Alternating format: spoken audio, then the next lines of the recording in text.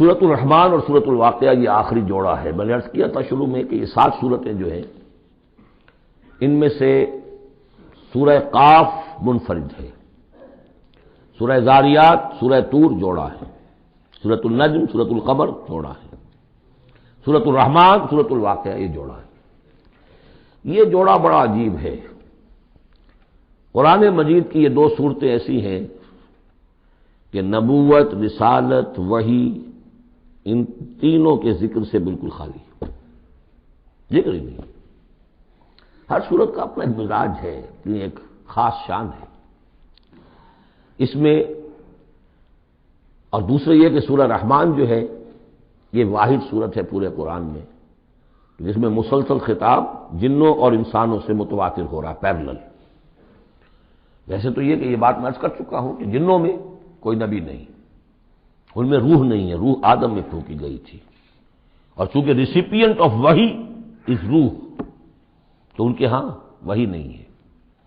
لہذا وہ بھی جو انسانوں میں رسول آئے ہیں انہی کی ہدایت کے پیرو رہے. ان میں سے جو اچھے لوگ ہیں، جو نیک لوگ ہیں، وہ ایمان لائے، جس کی ایک مثال ہمارے سامنے آ بھی چکی. وہ جنات تھے، حضرت موسیٰ پر ایمان رکھنے والے تھے، تورات کے ماننے والے تھے، اور ان کا گزر ہوا، قرآن انہوں نے سنا، وہ ایمان لے آئے، اور پھر جا کر وہ اپنی قوم میں تبلیغ شروع کر دی. تو گویا کہ قرآن مجید میں جب یا ایھا الناس کہا جاتا ہے تو اگرچہ انسان مراد ہیں، لیکن یہ کہ انہی کے تابع خطاب جو ہے وہ جنات سے بھی ہے. لیکن اس صورت میں اس کو کھول دیا گیا. باقی یہ اسی پر قیاس کرتے ہوئے پورے قرآن کو سمجھیے کہ اس پورے قرآن کے مخاطب انسان بھی ہیں، جنات بھی ہیں. لیکن یہاں صرف یہ کہ اس کو ایک ایک قدم کے اوپر تسنیہ کا صیغہ، فَبِأَيِّ آلَاءِ رَبِّكُمَا تُكَذِّبَانِ فَبِأَيِّ آلَاءِ رَبِّكُمَا تُكَذِّبَانِ یا معشر الجن والانس، اے انسانوں اور اے جنات کی جماعتوں. جو کھل کر جو ہے صراحت کے ساتھ جو ہے انسانوں کے ساتھ جنات کا ذکر اور ان سے خطاب تو صرف اس ایک صورت میں پورے قرآن مجید میں. ایک اور بات یہ ہے کہ اس میں 2 جنتوں کا تذکرہ ہے، اور سورہ واقعہ میں بھی ایسا ہی ہے. ان دونوں میں ترتیب عجیب ہے مضامین کے اعتبار سے، جس کو کہ آپ مرر امیج کہتے ہیں. آج کل مکان بہت سے بنتے ہیں ایسے کہ بالکل مرر امیج ہوتے ہیں کہ یوں لا کے ملا دیے تو ایک جیسے ہوں گے. ڈرائنگ روم جڑے ہوئے ہیں، پھر کوئی بیڈ روم ہے وہ ادھر ہے، پھر ادھر آخر میں پورچ ہے، وہی نقشہ ادھر ہے، وہی نقشہ ادھر ہے، تو گویا کہ ہے مرر امیج. تو ان دونوں صورتوں میں مضامین جو ہے مرر امیج کے ساتھ ہے. سورہ رحمان میں قرآن مجید کی عظمت کا بیان اور اس کا جو حق ہے جو انسانوں کو ادا کرنا چاہیے اس کو مضمر کیا، اور عظمت قرآن کا بیان کیا. یہ شروع ہو رہی ہے صورت اس سے. سورہ واقعہ میں وہ آخر میں آئے گا قرآن کی عظمت کا بیان، اور جو لوگ کہ اس کا حق ادا نہیں کرتے ان کا انجام. پھر اس میں اس کے بعد جو ہے پہلے ذکر ہے اہل جہنم کا، اور اس کے بعد ہے طرح کی جنتوں کا. 2 درجے ہیں اہل جنت کے، لیکن وہاں کیا ہے؟ پہلے تذکرہ ہے دو کامیاب گروہوں کا، اور پھر آخر میں تذکرہ ہے جہنمیوں کا. اس اعتبار سے اس میں مضامین کی بڑی گہری مناسبت بھی ہے، اور ایک مرر امیج کی ترتیب سے یہ عکسی ترتیب ان کے مضامین میں ہے. سورۃ الرحمن بسم اللہ الرحمن الرحیم. نوٹ کر لیجئے یہ ترجیحی جو آیت ہے اس میں 31 مرتبہ آئی ہے آیت. کل آیات 78 ہیں، جن میں سے 31 جو ہیں وہ تو در حقیقت فَبِأَيِّ آلَاءِ رَبِّكُمَا تُكَذِّبَانِ اس کی تکرار ہے. یہ اسلوب قرآن مجید میں یا تو سورہ شعراء میں آ چکا ہے، 8 بار وہ الفاظ آئے تھے، إِنَّ فِي ذَلِكَ لَآيَةً وَمَا كَانَ أَكْثَرُهُم مُؤْمِنِينَ وَإِنَّ رَبَّكَ لَهُوَ الْعَزِيزُ الرَّحِيمُ 8 مرتبہ. یا یہ القمر میں ہم 4 دفعہ پڑھ چکے ہیں، فَكَيْفَ كَانَ عَذَابِي وَنُذُرِ وَلَقَدْ يَسَّرْنَا الْقُرْآنَ لِلذِّكْرِ فَهَلْ مِن مُدَّكِرٍ. اور یہاں سورۃ الرحمن میں 31 بار آئے گا فَبِأَيِّ آلَاءِ رَبِّكُمَا تُكَذِّبَانِ. بسم اللہ الرحمن الرحیم. الرحمن علم القرآن خلق الانسان علمہ البیان. رحمان، اور یہ اللہ کا وہ نام ہے جو رحمت کے مادے سے، لیکن خاص شان اس کی یہ ہے کہ جس میں ایک طوفانی کیفیت ہے اللہ کی رحمت، ٹھاٹھے مارتے ہوئے سمندر کی طرح. غضبان ہم پڑھ چکے ہیں 2 دفعہ، نہایت غضبناک. حضرت موسیٰ کے لیے لفظ آیا غضبان آصفہ. تو عرب کہے گا اگر بھوک سے مر رہا ہے انا جوعان، پیاس سے مر رہا ہے انا عطشان، تو رحمان کے وزن پر بہت مبالغہ ہوتا ہے، اور اس میں ایک شان ہوتی ہے جیسے کہ طوفانی شان، طوفان وہ بھی اسی میں ہے۔ الرحمن وہ ہستی کہ جس کی رحمت ٹھاٹھے مارتے سمندر کے مانند ہے۔ علم القرآن، اس نے قرآن سکھایا ہے۔ یعنی یہ کہ قرآن مجید کی عظمت کا تصور کرو، یہ اللہ کی رحمانیت کا مظہر عتم ہے، اس کی رحمت کی سب سے بڑی شان، اس کا مظہر عتم جو ہے وہ قرآن ہے۔ دوسری بات یہ، اللہ کے ناموں میں چوٹی کا نام رحمان ہے، بہت پسندیدہ، رحمت کی تو ضرورت ہر شخص کو ہے۔ حضور نے فرمایا میں بھی مستغنی نہیں۔ آپ نے ایک موقع پہ فرمایا کہ کوشش جنت میں صرف اپنے اعمال کی بنیاد پر نہیں جائے گا جب تک کہ رحمت خداوندی دستگیری نہ کرے، اور حضرت عائشہ سے ہے یہ روایت۔ حضرت عائشہ نے پوچھ لیا، ظاہر بات ہے میاں بیوی کے درمیان ایک بے تکلفی بھی ہوتی ہے کہ کیا حضور آپ بھی؟ آپ نے فرمایا ہاں میں بھی۔ الا ان یتغمدنی ربی برحمتہ، میں بھی جنت میں نہیں جا سکوں گا مگر اس صورت میں کہ میرا رب مجھے اپنی رحمت سے ڈھانپ لے۔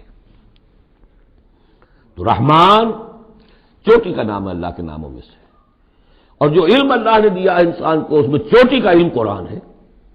ایک علم وہ ہے ریویلڈ نالج جس کی چوٹی یہ ہے، ایک علم ہے ایکوائرڈ نالج، رفتہ رفتہ انسان جا رہا ہے، لیکن سب سے اونچا علم، سب سے بڑا علم خلق الانسان، اسی نے انسان کو بنایا، اور اس کی کریشن کا کلائمیکس انسان ہے، تخلیق کی معراج انسان ہے۔ خلقتہ بیدیہ، ہم نے دونوں ہاتھوں سے بنایا ہے، جس میں عالم امر اور عالم خلق جمع ہو گئے۔ قوت بیان، اور یہ بات ہمیں معلوم ہے کہ یہ جو انسان کا جو برین ہے، ظاہر بات ہے گوریلاز میں بھی ہے، چمپینزیز میں بھی ہے، اور بھی حیوانات کے اندر بھی ہے، گھوڑے کا بھی برین ہے، لیکن یہ برین جیسے جیسے رفتہ رفتہ لوور اینیمل سے اوپر آپ آ کر دیکھتے ہیں، ہائیسٹ انسان کے اندر آ کر اس کا جو گرے میٹر، وہ جو ہائیسٹ ایوالڈ فارم ہے، اس میں مختلف ایریاز ہیں۔ یہ ویژن کا ایریا ہے، آنکھ سے جو انفارمیشن جا رہی ہے وہ پھر ڈسائفر ہوتی ہے گرے میٹر کے اس پچھلے حصے کے اندر، ہیئرنگ ایریا ہے۔ لیکن سب سے بڑا رقبہ جو ہے وہ ہے اسپیچ سینٹر، اور اس کے دو حصے ہیں، دوسرے کی بات سننا اور سمجھنا، پھر اپنی بات کہنا، یہ دو ایسپیکٹس ہیں اس کے۔ تو اسپیچ سینٹر، اس میں دونوں چیزیں آ جائیں گی، کلام کا فہم اور پھر کلام کو دوسروں تک پہنچانا۔ تو علمہ البیان، اللہ نے صلاحیتیں تو اور بھی دی انسانوں کو بہت سی، آنکھ بھی دی، کان بھی دیا، لیکن یہ آنکھ اور کان تو حیوانات میں بھی ہے، بلکہ بعض حیوانات کی بصارت ہم سے کہیں زیادہ آگے ہے۔ بعض حیوانات وہ ہیں کہ جنہیں روشنی کی بھی ضرورت نہیں دیکھنے کے لیے، بغیر اندھیرے میں بھی دیکھتے، ہم تو اندھیرے میں نہیں دیکھ سکتے۔ اس طرح کان، گھوڑے کا کان جو ہے اس کے کان کھڑے ہو جاتے ہیں اینٹنا کی طرح سے، اگر کہیں سے آہٹ ہو، جب یہ آپ نے گھوڑ سوار ہے کچھ نہیں دیکھا تو نہ سنا ہے، لیکن ذرا سی آہٹ کہیں کہ گھوڑے نے سن لی۔ اس حوالے سے باقی چیزیں جو ہیں ان میں تو یہ کہ علیحدہ علیحدہ گنا جائے گا تو صلاحیتیں واقعی شاید انسان سے بہتر بھی دوسرے حیوانات میں ہیں۔ سونگنے کی صلاحیت کتے میں جتنی ہے ہمارے پاس تو 1/100 بھی نہیں ہے۔ حیوانات میں سونگنے کا ایریا جو ہے وہ بہت بڑا ہوتا ہے برین کے اندر، وہ سونگ کر چیزوں کو اندازہ کرتے ہیں کھانے کی ہے کہ نہیں ہے۔ لیکن انسان کے ہاں آ کر ہائیسٹ لیول آف برین میں یہ اسپیچ سینٹر ہے۔ اب یہ جو 4 آیتوں سے 3 جملے بنے، الرحمن آیت 1 ہو گئی لیکن جملہ تو نہیں بنا، الرحمن مبتدا ہے، علم القرآن خبر ہے، جملہ اب بنا، تو جملے 3 ہوئے، الرحمن علم القرآن خلق الانسان علمہ البیان۔ اس کو جو ریشو پروپورشن کا قاعدہ ہوتا تھا نسبت و تناسب کا حساب میں، ارتھمیٹک میں 3 ویلیوز دی گئی ہیں، چوتھی تلاش کرو، چوتھی ویلیوز میں کیا ہے جو مضمر ہے، چھپی ہوئی ہے۔ انسان کو جو بہترین صلاحیت اللہ نے دی ہے قوت بیان، اس کا مصرف بھی ہونا چاہیے بہترین۔ اس کا بہترین مصرف یہ ہے کہ قرآن سمجھو اور سمجھاؤ، قرآن پڑھو اور پڑھاؤ۔ جیسے کہاوت ہے کہ توپ اس لیے نہیں بنتی کہ اسے مکھیاں ماری جائیں، اسی طرح اتنی بڑی صلاحیت جو تمہیں اللہ نے دی ہے، اسی صلاحیت کو وکلاء استعمال کرتے ہو جو اچھا آرگو کر سکے، اس کی فیس بڑھتی چلی جاتی۔ ڈیموگرام کوئی لیڈر ہے بڑی اچھی تقریر کر سکتا ہے، وہ مرنے مارنے پر جو ہے مجمع کو آمادہ کر دے گا، لوگوں کو آمادہ کر دے گا، وہ اپنی گردنیں کٹوا دیں گے، لیڈر بن جائے گا۔ تو یہ اس لیے نہیں ہے کہ تو دنیا میں لیڈریاں اپنی بناؤ اس کے ذریعے سے، اس کا مصرف کیا ہے؟ قرآن سمجھو اور سمجھاؤ۔ یہ ہے بیان، اللہ کا بیان۔ اس بیان کو سمجھنا، پہلے تو اسپیچ سینٹر کا وہ حصہ جو ہے اس کو سمجھے، اور پھر اسپیچ سینٹر کا جو دوسرا جو حصہ ہے وہ اس کو بیان کرے۔ چنانچہ اس کو کھول کر بیان کر دیا محمد رسول اللہ صلی اللہ علیہ وسلم نے۔ حدیث ہے آپ کی جس کے راوی ہیں عثمان ابن عفان۔ دیکھیے نام کے اندر بھی وہ قافیہ مل رہا ہے، الرحمن علم القرآن خلق الانسان علمہ البیان عن عثمان ابن عفان۔ اب عفان کے بیٹے عثمان نے روایت کیا، حضور نے فرمایا خیرکم من تعلم القرآن وعلمہ، اور خیر یہاں پر سپرلیٹو کے سنس میں آ رہا ہے، تم میں بہترین لوگ وہ ہیں جو قرآن سیکھیں اور سکھائیں۔ اب سورہ قمر کے فوراً بعد یہ وَلَقَدْ يَسَّرْنَا الْقُرْآنَ لِلذِّكْرِ فَهَلْ مِن مُّدَّكِرٍ الرحمن علم القرآن خلق الانسان علمہ البیان الشمس والقمر بحسبان۔ یہ سورج اور چاند سب ایک حساب کے ساتھ ہیں، ان کی گردش حساب کے ساتھ ہے، اسی حساب سے دن بن رہے ہیں، راتیں بن رہی ہیں، ہفتے اور سال اور مہینے بن رہے ہیں۔ والنجم والشجر یسجدان، نجم جو ہے تو ستارے، سورج اور چاند کے مناسبت سے تو اس کے لیے ستارے کی مفہوم ہے، لیکن نجم جو عربی زبان میں جھاڑیوں کو بھی کہتے ہیں جو زمین میں ہوتی ہیں، کیونکہ یہ ستارے بھی زمین میں اتنے نظر آتے ہیں جیسے کہ جھاڑیاں ہوں۔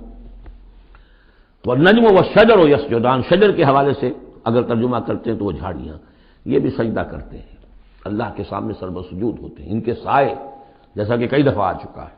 والسماء رفعها ووضع الميزان، اور آسمان کو اس نے بلند کیا اور اس میں رکھے ترازو۔ یہاں اس سے مراد وہ ترازو نہیں ہے جو کہ تولتی ہے دنیا کے اندر، اس میں بیلنس ہے، کاسمک بیلنس۔ آسمان اور زمین کے اندر، آسمان میں جتنے اجرام سماویہ ہیں، ان کو جو چیز تھامے ہوئے ہے، قائم رکھے ہوئے ہے، وہ ایک بیلنس ہے۔ جو کشش ثقل ہے، ان کی مختلف، یہ سب ایک دوسرے کو کھینچ رہے ہیں، اور ادھر ادھر سے دونوں طرف سے جو کھینچ ہے وہ ہر کرے کو اپنی جگہ پر رکھے ہوئے ہیں۔ یہ بیلنس جب ذرا سا گڑبڑ ہوگا اور یہ کرے آپس میں ٹکرا جائیں گے۔ فاصلے ہی کہیں تو ہوتا ہے conversely proportional to the distance, لہذا وہ جو گریویٹیشنل فورس ہے، اگر ایک طرف سے ذرا فاصلہ کم ہو گیا، اس کا مطلب دوسری طرف بڑھ گیا، تلپٹ ہو جائے گا۔ تو یہ کاسمک بیلنس ہے۔ وَالسَّمَاءَ رَفَعَهَا وَوَضَعَ الْمِيزَانَ أَلَّا تَطْغَوْا فِي الْمِيزَانِ، دیکھو اس میزان میں، اس توازن میں، یہ جو بیلنس ہے یہاں کا، اس میں کوئی کمی بیشی نہ کرو، بد زیادتی کرو۔ وَأَقِيمُوا الْوَزْنَ بِالْقِسْطِ وَلَا تُخْسِرُوا الْمِيزَانَ، اور قائم رکھو وزن کو قسط کے ساتھ، عدل کے ساتھ، اور اس کے اندر کہیں کوئی کمی نہ کرو، نہ تطغوا نہ تخسروا، نہ کمی نہ زیادتی۔ کہیں فاصلہ بڑھ جائے گا تب بھی خرابی، کہیں فاصلہ کم ہو جائے گا تب بھی خرابی۔ وَالْأَرْضَ وَضَعَهَا لِلْأَنَامِ، الفاظ کی مناسبت سے بعض لوگوں نے سمجھا کہ ترازو ہی مراد ہے، تو ٹھیک ہے، اس میں کوئی حرج نہیں ہے اگر مراد لی جائے، لیکن ترتیب دیکھیے جس طرح یہ آ رہا ہے الشمس والقمر بحسبان۔ اب اس کے حوالے سے یہ گویا کہ کاسموس کی بات ہو رہی ہے، اس کاسموس کی بات کے بعد نیچے اتر کے وَالْأَرْضَ وَضَعَهَا لِلْأَنَامِ، تدریجاً نیچے آ رہے ہیں، اور زمین کو ہم نے بنا دیا، رکھ دیا لوگوں کے لیے، پست کر دیا، ان کے قدموں میں بچھا دیا اپنی مخلوقات کے لیے، اور مخلوقات میں انسان بھی ہیں، جنات بھی ہیں۔ فیہا فاکہۃ، اس میں میوے ہیں، والنخل، اور کھجوریں ہیں، ذات الاکمام، جن پر کے غلاف چڑھے ہوتے ہیں، والحب ذو العصف، اور اناج ہے جس کے ساتھ بھس بھی ہوتا ہے، والریحان، اس کے دو ترجمے ہیں، ایک تو یہ کہ اور خوشبودار پھول بھی ہے، یا یہ کہ اور دوسری غذائیں بھی ہیں۔ فَبِأَيِّ آلَاءِ رَبِّكُمَا تُكَذِّبَانِ، عام طور پر جو ترجمہ ہے اس میں آلہ کا ترجمہ کیا گیا ہے نعمتیں، لیکن اصل میں یہاں نعمت، قدرت، ان دونوں کو جمع کیجیے۔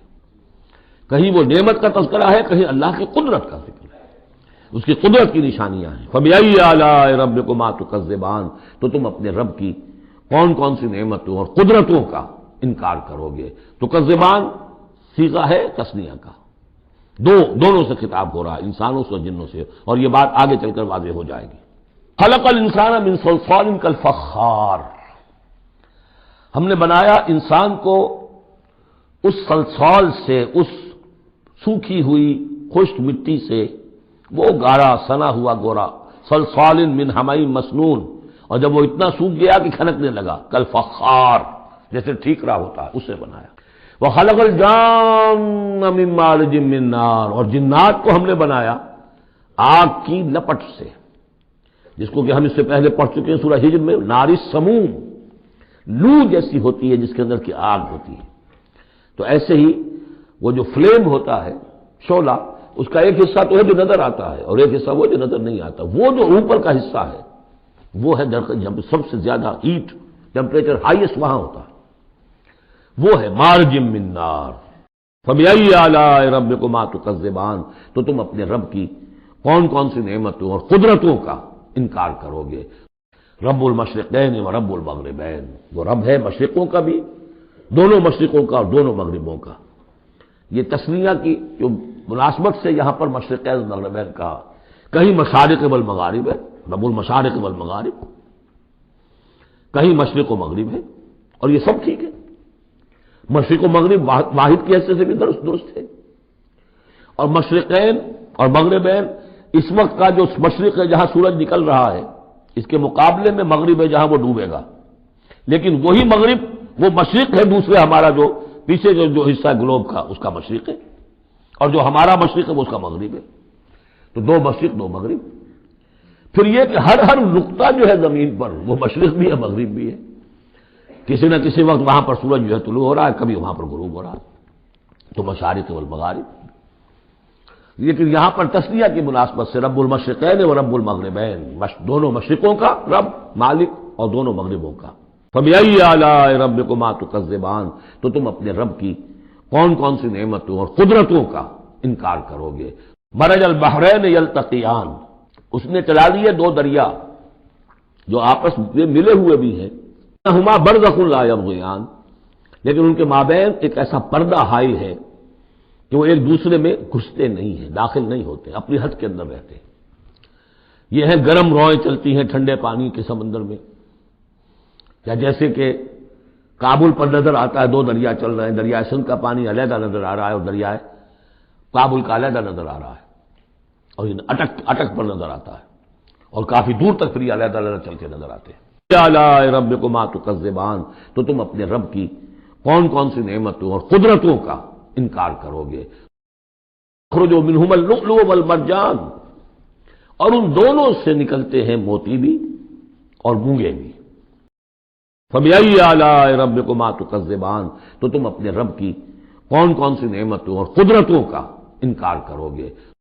وَلَهُ الْجَوَارِ الْمُنشَآتُ فِي الْبَحْرِ كَالْأَعْلَامِ، اور اس کے لیے ہی ہیں، اللہ ہی کی ملکیت ہے وہ پہاڑ جیسے جہاز، جوار المنشآت، پھر جو اونچے کھڑے رہتے ہیں اور سمندر میں ایسے ہوتے ہیں جیسے پہاڑ۔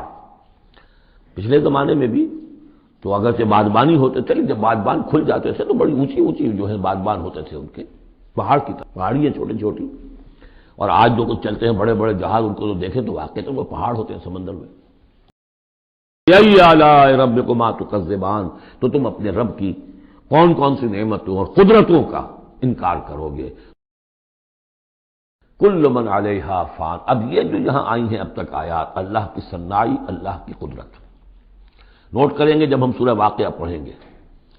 پہلے آیا ذکر قرآن، اس کی عظمت، اور اس کا جو ایک مضمر ہے چیز کہ انسان کو اس قرآن کی عظمت اور فضیلت کو سمجھ کر، اگر اللہ نے وہ جو شعر علامہ اقبال کا، اگر یک قطرہ خون داری، اگر مشتے پرے داری، بیا با من تو آ موزم طریق شاہ بازی را، اگر تمہارے جسم میں کوئی قطرہ خون ہے اور کوئی مٹھی بھر پر بھی تمہیں دے رکھے ہیں، اے چڑیا اے بیا، آؤ کہ میں تمہیں شاہ بازی کے طریقے سکھاؤں۔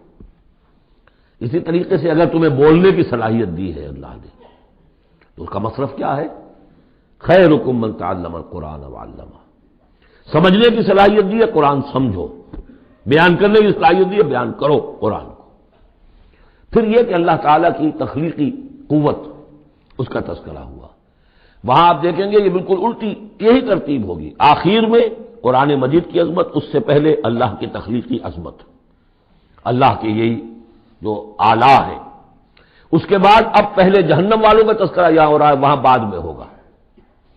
فرمایا کل من علیہا فان، جو بھی ہے اس زمین پر جو بھی مخلوقات ہیں سب فنا ہونے والی ہے۔ وَيَبْقَى وَجْهُ رَبِّكَ ذُو الْجَلَالِ وَالْإِكْرَامِ، باقی تو رہے گا صرف تیرے رب کا منہ، تیرے رب کا چہرہ، تو بہت بزرگی والا ہے اور بہت عظمت والا ہے۔ اب یہ کہ اللہ کا چہرہ ہم کیا اس کو نہیں سمجھ سکتے، آیات متشابہات میں سے ہوگا۔ جو اس کا مفہوم سمجھیں گے وہ یہ ہے اللہ کی ذات باقی،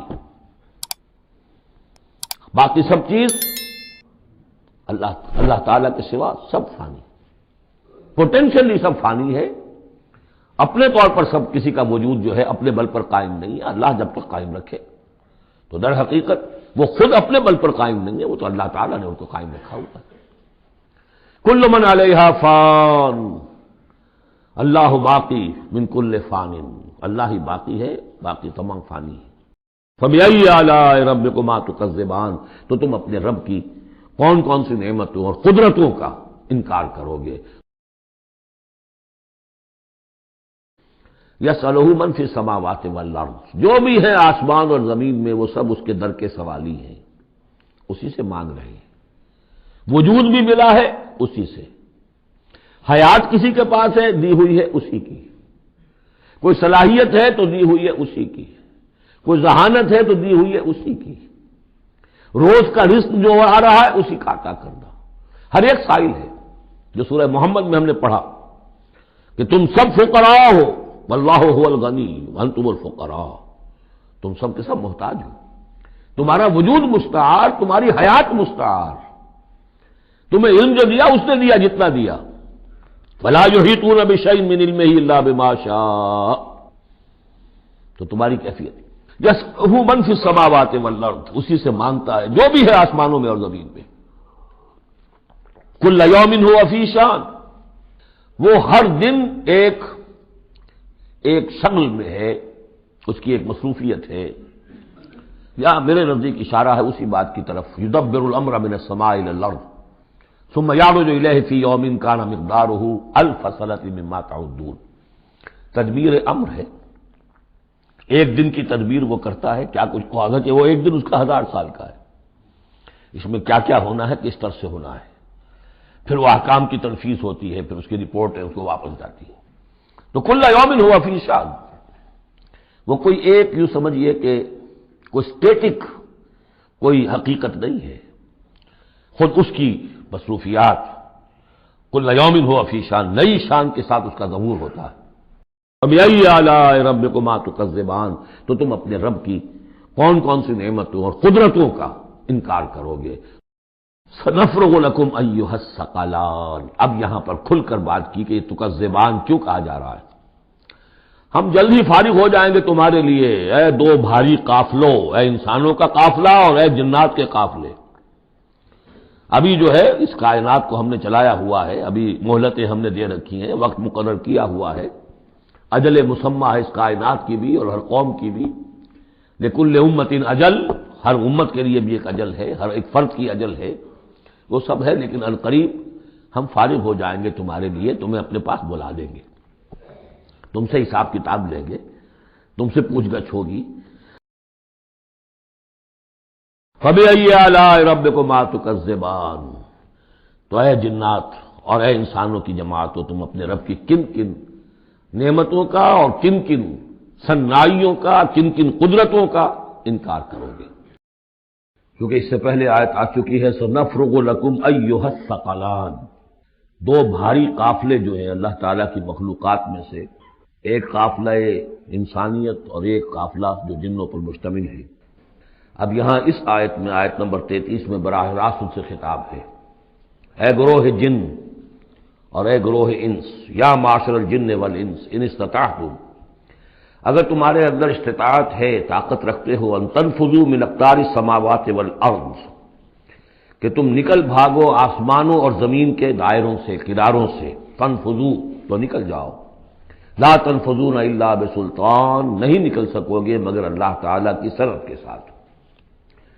یہ آیت مبارکہ مشکلات القرآن میں سے ہے، پوری طرح ہم شاید ابھی نہ سمجھ پائیں جب تک کہ اور ہمارا علم جو ہے کائنات کے بارے میں، کاسموس کے بارے میں اور علم بڑھ نہیں جاتا۔ لیکن یہ کہ عام طور پر یہ سمجھا گیا ہے کہ یہ انسان اور جن جو ہیں ایک حد تک ان کی رسائی ہے اس کائنات کے اندر، اس سے آگے نہیں۔ جیسے کہ آ چکا ہے، میں پہلے بھی بیان کیا ہے کہ جنات کے لیے غالباً یہ ہمارا جو سولر سسٹم ہے یہ پورا جو ہے یہ ان کی جولان گاہ ہے، اس میں یہ جائیں جدھر جائیں چلے جائیں، اس سے آگے نہیں۔ انسانوں کا معاملہ یہ ہے کہ وہ اس کے اندر بھی جو بھی فاصلہ طے کرتے ہیں وہ ظاہر بات ہے کہ وہ اس کے لیے مشینیں ایجاد کر کے جہاں تک جا رہے ہیں، لیکن اس پورے سولر سسٹم تک بھی ان کی رسائی ممکن نہیں ہوگی۔ لیکن یہ کہ ایک گمان میرا ہے جو میں آپ کے سامنے پیش کر رہا ہوں کہ قرآن مجید جب آسمانوں اور زمین کی بات کرتا ہے تو وہ مراد ہوتی ہے کل کائنات، کل یونیورس، اور کل یونیورس کے کناروں سے نکل بھاگنا، اس کے کیا معنی ہے؟ اس کے معنی یہ ہے معدوم ہو جانا، یعنی یہ کہ جہنم میں پڑنے والے چاہیں گے کہ ہم معدوم ہو جائیں۔ کاش کہ جیسا کہ ہم نے پڑھا تھا سورہ نساء میں، فَكَيْفَ إِذَا جِئْنَا مِنْ كُلِّ أُمَّةٍ بِشَهِيدٍ وَجِئْنَا بِكَ عَلَىٰ هَٰؤُلَاءِ شَهِيدًا۔ اس روز انسان چاہیں گے کہ اس طرح زمین شق ہو جائے، وہ اس میں دھس جائے اور زمین اوپر سے برابر کر دی جائے۔ یہ تو ہوگا یوم الحساب کو۔ لیکن سوال یہ ہے کہ سماوات والارض، تمام آسمانوں اور زمین کے کناروں سے نکل بھاگنا، معدوم ہونا، یہ بھی بس میں نہیں ہے۔ اللہ کے اذن سے ہی ہم بنے ہیں، ہمیں وجود عطا ہوا ہے، اور اللہ ہی کا اختیار ہے جو ہمیں معدوم کر سکتا ہے۔ اب لاکھ چاہیں کہ معدوم ہو جائیں، معدوم نہیں ہو سکتے، یہ بھی ہمارے اختیار سے باہر ہے۔ اذن رب ہی ہو تو ہم معدوم ہوں بغیر اذن رب۔ یہاں پر ویسے جو الا بسلطان، اللہ کا حکم، اللہ کی مرضی، اللہ کی سند، اس طرح کی کوئی بات ہے، اگرچہ عام طور پر بات وہ سمجھی گئی ہے جو پہلے میں نے بتایا، میرا گمان یہ ہے واللہ عالم۔ بہرحال مشکلات القرآن میں سے ہے۔ فَبِأَيِّ آلَاءِ رَبِّكُمَا تُكَذِّبَانِ، تو تم اپنے رب کی کن کن نعمتوں اور کن کن صناعیوں اور کاریگریوں اور کن کن قدرتوں کا انکار کرو گے۔ یُرْسَلُ عَلَيْكُمَا شُوَاظٌ مِّن نَّارٍ، تم پر پھینکے جائیں گے شعلے بھڑکتے ہوئے آگ کے، وَنُحَاسٌ، اور دھواں ملا ہوا، وہ آگ جس میں کہ دھواں ملا ہوا ہو، فَلَا تَنتَصِرَانِ، پھر تم بدلہ نہیں لے سکو گے۔ فَبِأَيِّ آلَاءِ رَبِّكُمَا تُكَذِّبَانِ، تو تم اپنے رب کی کن کن نعمتوں اور کن کن صناعیوں اور کاریگریوں اور کن کن قدرتوں کا انکار کرو گے۔ فَإِذَا انشَقَّتِ السَّمَاءُ، جب آسمان پھٹ جائے گا، فَكَانَتْ وَرْدَةً كَالدِّهَانِ، تو ایسے ہو جائے گا گلابی رنگ کا جیسے کہ تیل کی تلچھٹ ہوتی ہے۔ جب تیل کو صاف کیا جاتا ہے تو اس کے نیچے جو تلچھٹ رہ جاتی گلابی رنگ۔ فَبِأَيِّ آلَاءِ رَبِّكُمَا تُكَذِّبَانِ، تو تم اپنے رب کی کن کن نعمتوں اور کن کن صناعیوں اور کاریگریوں اور کن کن قدرتوں کا انکار کرو گے۔ فَيَوْمَئِذٍ لَا يُسْأَلُ عَنْ ذَنبِهِ إِنسٌ وَلَا جَانٌ، تو اس روز کوئی پوچھنے کی ضرورت نہیں ہوگی ان کے گناہوں کے بارے میں، نہ انسانوں سے نہ جنوں سے۔ اللہ تعالیٰ پوچھے گا، حساب کتاب بھی ہوگا، لیکن یہ کہ اپنی جگہ پر ہر ایک کے چہرے پر لکھا ہوگا اس کا انجام۔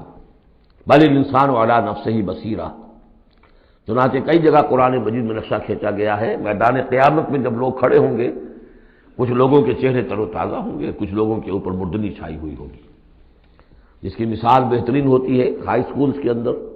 ہر سال جب ڈکلیئر کرتے ہیں امتحان، سالانہ امتحان کا نتیجہ، تو جب کھڑے ہوتے ہیں طالب علم سننے کے لیے، تو بعض لوگوں کے چہروں کے اوپر لکھا ہوتا ہے کہ یہ فیل ہونے، اس لیے کہ انہیں معلوم ہے لکھ کر کے آئے تھے ہم، اور بعض کے چہرے تر و تازہ ہوتے ہیں، انہیں اگر فکر ہوتی تو اس کی کہ میں فرسٹ آتا ہوں یا نہیں آتا، بس اس کی تشویش ہو سکتی ہے، لیکن یہ کہ انہیں کوئی اندیشہ یہ نہیں ہوتا کہ وہ فیل ہو جائیں گے۔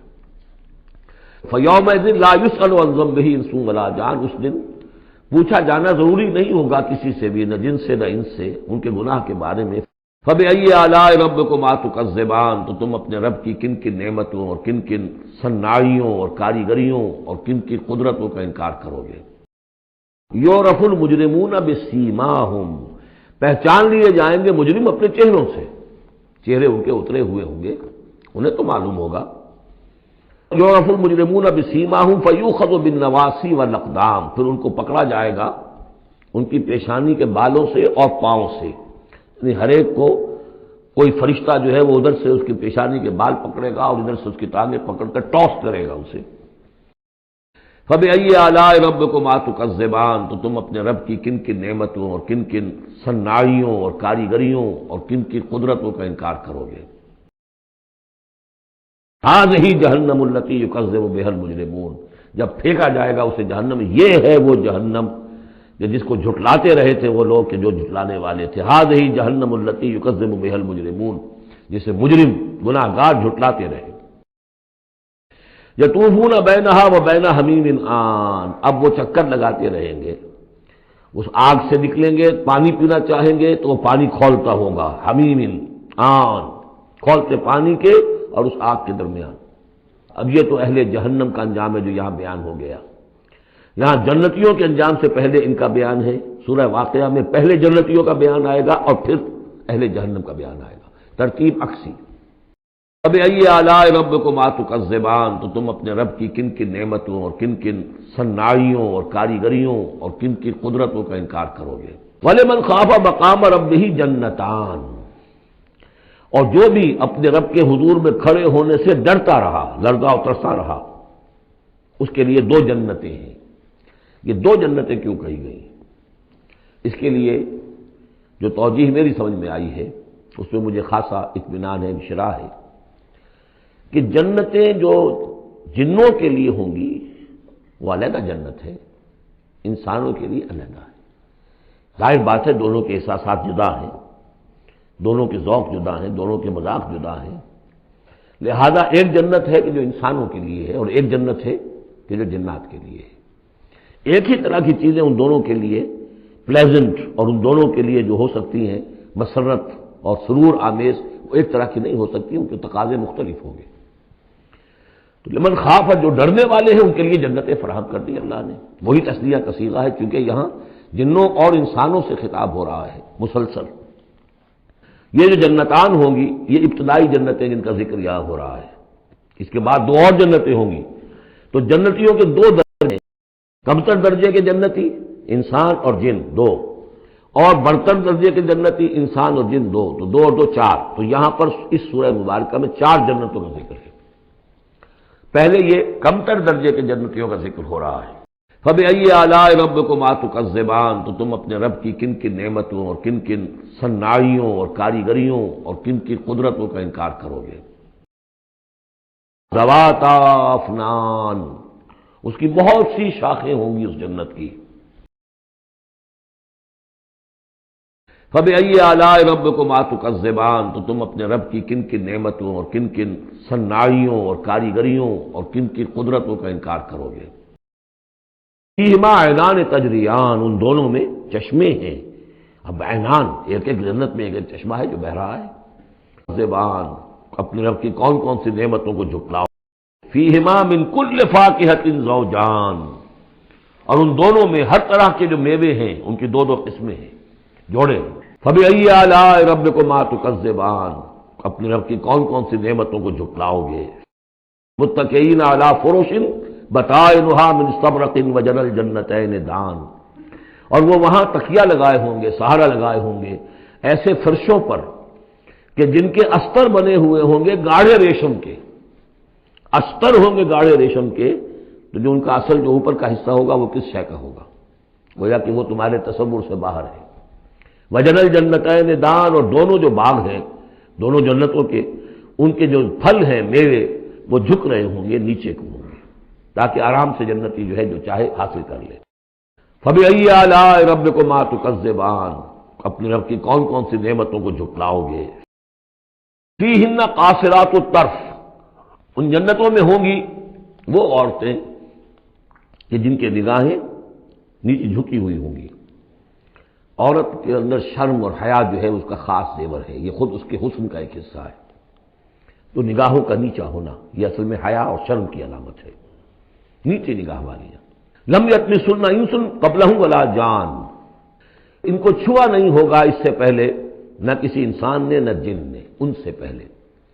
یعنی ظاہر بات ہے کہ جو جنوں کی جنت ہے اس میں ان کی مناسبت سے ان کے لیے بیویاں ہوں گی، اور جو مردوں کی انسانوں کی جنت ہے ان کے لیے ان کی مناسبت سے ہوں گی، اور وہ جو ہوں گی جو جنت جو جنات کی ہے ان میں جو بھی ان کے لیے ہوں گی ان کی بیویاں انہیں بھی کسی جن نے پہلے چھوا نہیں ہوگا، اور اسی طرح انسانوں کے لیے جو جنت ہوگی اس میں جو ان کو بیویاں دی جائیں گی ان کو کسی انسان نے پہلے نہیں چھوا ہوگا۔ فَبِأَيِّ آلَاءِ رَبِّكُمَا تُكَذِّبَانِ، اپنے رب کی کون کون سی نعمتوں کو جھٹلاؤ گے؟ كَأَنَّهُنَّ الْيَاقُوتُ وَالْمَرْجَانُ، وہ جو ہوں گی بیویاں دی جائیں گی ان جنتوں میں وہ ایسے ہوں گی جیسے لال اور مونگے۔ فَبِأَيِّ آلَاءِ رَبِّكُمَا تُكَذِّبَانِ، اپنے رب کی کون کون سی نعمتوں کو جھٹلاؤ گے؟ هَلْ جَزَاءُ الْإِحْسَانِ إِلَّا الْإِحْسَانُ، کیا احسان کا، بھلائی کا، نیکی کا بدلہ احسان اور بھلائی کے سوا بھی کچھ ہو سکتا ہے؟ ان لوگوں نے اللہ کے لیے، اللہ کے دین کے لیے، اللہ کے احکام کی پابندی میں جو کچھ بھی انہوں نے محنتیں کی، کوششیں کی، اب ظاہر بات ہے کہ اللہ تعالیٰ کو اس کا بدلہ انہیں دینا ہے انہی صورتوں میں۔ فَبِأَيِّ آلَاءِ رَبِّكُمَا تُكَذِّبَانِ، اپنے رب کی کون کون سی نعمتوں کو جھٹلاؤ گے؟ وَمِن دُونِهِمَا جَنَّتَانِ، اور ان سے پرے دو جنتیں اور ہیں۔ اب اس میں مفسرین کے مختلف اقوال ہیں، پہلی جنتیں کن کی ہیں، دوسری جنتیں کن کی ہیں، اس لیے کہ اس کے لیے دو الفاظ جو آئیں گے سورہ واقعہ میں آئیں گے کہ ایک اصحاب الیمین ہے اور ایک مقربون ہے، ایک وہ ہے جو آگے اللہ کے بہت ہی مقرب بارگاہ ہو جاتے ہیں، اولئک المقربون، اور ایک وہ ہے کہ جو داہنے والے ہیں اور ایک ہے شمال والے۔ تو ایک تو ہے بنیادی، یہ گمراہ تھے، یہ جہنمی، یہ نیک تھے اور یہ جو ہے جنتی ہیں، لیکن ایک ہے بہت آگے والے، فالسابقون السابقون اولئک المقربون، وہ لوگ جو آگے نکل جانے والے ہیں، وہ جو بلندتر نیکیوں والے ہیں، بلندتر مقامات والے ہیں، جیسے کہ سورہ توبہ میں ہم نے پڑھا تھا والسابقون الاولون من المہاجرین والانصار والذین اتبعوہم بإحسان، تو دو درجے ہو گئے تھے۔ تو اس طرح یہاں پر جو میرے نزدیک پہلی جنتوں کا تذکرہ جو ہے وہ در حقیقت ہے جو کم تر جنتی ہیں، اصحاب الیمین، اور اب جو تذکرہ ہو رہا ہے وہ ہے جنت ان کی کہ جو مقربین بارگاہ ہے، سابقین۔ وَمِن دُونِهِمَا جَنَّتَانِ، اور ان دونوں کو پرے اور دو جنتیں ہوں گی۔ فَبِأَيِّ آلَاءِ رَبِّكُمَا تُكَذِّبَانِ، اپنے رب کی کون کون سی نعمتوں کو جھٹلاؤ گے؟ مُدْحَامَّتَانِ، بڑے گہرے سبز رنگ کی جنتیں ہوں گی، سبز کاہی جسے ہمارے ہاں کہا جاتا ہے، گہرا سبز، سیاہی ماہر سبز، اتنی گہرا سبز ہو کہ سیاہی مائل ہو جائے، یہ میں ابھی عرض کروں گا، اس کی ایک خاص پس منظر ہے۔ فَبِأَيِّ آلَاءِ رَبِّكُمَا تُكَذِّبَانِ، اپنے رب کی کون کون سی نعمتوں کو جھٹلاؤ گے؟ فِيهِمَا عَيْنَانِ نَضَّاخَتَانِ، اس میں دو چشمے ہیں ابلتے ہوئے۔ رَبِّكُمَا تُكَذِّبَانِ، اپنے رب کی کون کون سی نعمتوں کو جھٹلاؤ گے؟ فِيهِمَا فَاكِهَةٌ وَنَخْلٌ وَرُمَّانٌ، اس میں میوے ہیں، کھجوریں ہیں، انار ہیں۔ یہ یوں سمجھیے کہ ایک تو ہے خالص عربی ذوق اور عرب کا جو ایک خاص ماحول تھا، اور خاص طور پر عرب کا وہ علاقہ جس میں قرآن نازل ہوا ہے، حجاز، پہاڑی علاقہ ہے، اس میں جب آتے تھے چشمے اور جب بہہ جاتی تھی وادیاں تو ابلتی ہوئی پہاڑی چونکہ چشمے جیسے ہوتے ہیں، پہاڑی نالے، تو ان کے اندر جوش و خروش ہوتا ہے۔ اور دوسرے کہ وہاں پر جو باغات ہوتے تھے، کھجور کے درخت، اور وہاں پر وہ سبزی جو رنگ ہے ان کا وہ سبزی مائل گہرا، اور اسی کے اندر پھر جو چھاؤں ہے، تو جو ان کا تصور ہے ایک عربی ذوق ہے، ایک عجمی ذوق ہے۔ وہ عجمی ذوق ہے جو پہلے بیان ہوا ہے، عربی ذوق ہے جو اب بیان ہو رہا ہے۔ فِيهِمَا فَاكِهَةٌ وَنَخْلٌ وَرُمَّانٌ، اب یہ چیزیں جو ہیں یہ عرب کے اندر کھجوریں ہیں، انار ہیں۔ فَبِأَيِّ آلَاءِ رَبِّكُمَا تُكَذِّبَانِ، اپنے رب کی کون کون سی نعمتوں کو جھٹلاؤ گے؟ فِيهِنَّ خَيْرَاتٌ حِسَانٌ، اس میں ہوں گی بہت ہی اچھی عورتیں، نہایت خوبصورت۔ فَبِأَيِّ آلَاءِ رَبِّكُمَا تُكَذِّبَانِ، اپنے رب کی کون کون سی نعمتوں کو جھٹلاؤ گے؟ حور مقصورات فی الخیام، اب یہاں حور کا لفظ آیا، پہلے میں نہیں آیا ہے، پہلے میں یہ تو آیا ہے فیہن قاصرات الطرف لم یطمثن انس قبلہم ولا جان، لیکن لفظ حور یہاں آیا ہے۔ اسی کو نوٹ کریں گے کہ سورہ واقعہ میں بھی ایک کے ساتھ حور کا لفظ آئے گا، دوسرے کے ساتھ نہیں۔ حور مقصورات فی الخیام، اب یہ بھی عرب پس منظر ہے، خیموں میں رہنے والے وہ حوریں کہ جو خیموں میں رکی رہنے والی ہوں گی۔ ظاہر بات ہے کہ وہاں پر تو عام طور پر شہر بہت کم تھے، پورے عرب کے اندر، حجاز کے اندر بہت کم، جو عام طور پر جو آبادیاں تھیں وہ خیموں میں رکی رہنے والیاں۔ وقرن فی بیوتکن ولا تبرجن تبرج الجاہلیۃ الاولی، وہ شمع محفل نہیں بنتی بلکہ وہ چراغ خانہ بنتی ہیں۔ فبأئی آلاء ربکما تکذبان، اپنے رب کی کون کون سی نعمتوں کو جھٹلاؤ گے۔ لم یطمثن انس قبلہم ولا جان، نہیں انہیں چھوا ہوگا ان سے پہلے نہ کسی انسان نے اور نہ کسی جن نے۔ یہ ان دونوں کے میرے نزدیک علیحدہ علیحدہ، جنات کی جو جنت ہے اس میں جو ان کے لیے عورتیں اور بیویاں فراہم کی جائیں گی انہیں کسی جن نے نہیں چھوا ہوگا ان سے پہلے، اور جو انسانوں کے لیے جنت ہوگی وہاں جو انہیں بیویاں دی جائیں گی اور حوریں دی جائیں گی انہیں کسی انسان نے نہیں چھوا ہوگا۔ فبأئی آلاء ربکما تکذبان، اپنے رب کی کون کون سی نعمتوں کو جھٹلاؤ گے۔ متکئین علی رفرف خضر وعبقری حسان، وہ تکیہ لگائے بیٹھے ہوئے ہوں گے سب مسندوں پر اور بڑے قیمتی نفیس بچھونوں پر۔ فبأئی آلاء ربکما تکذبان، اپنے رب کی کون کون سی نعمتوں کو جھٹلاؤ۔ تبارک اسم ربک ذی الجلال والاکرام، بہت بابرکت ہے نام تیرے رب کا جو بہت ذی الجلال بڑائی والا ہے اور اکرام عظمت والا ہے۔ اب اس میں آپ نے دیکھا نبی، رسول، کتاب، کسی کا کوئی تذکرہ نہیں، اللہ اور آخرت، جنت اور دوزخ، باقی اللہ کی کریٹو جو اس کی ایکٹیویٹی ہے، آیات آفاقیہ، آیات انفسیہ، تذکیر بآلاء اللہ، ان کا ذکر ہے۔ تو منفرد ہیں یہ صورتیں دونوں اس اعتبار سے، اور جوڑا ہونے کے وہ نسبت آپ کو بڑی نمایاں نظر آئے گی اس میں۔ وہ مضامین جو یہاں آئے ہیں ایک ترتیب سے، یہاں اس کی عکسی ترتیب سے۔ بارک اللہ لی ولکم فی القرآن العظیم ونفعنی وإیاکم بالآیات والذکر الحکیم۔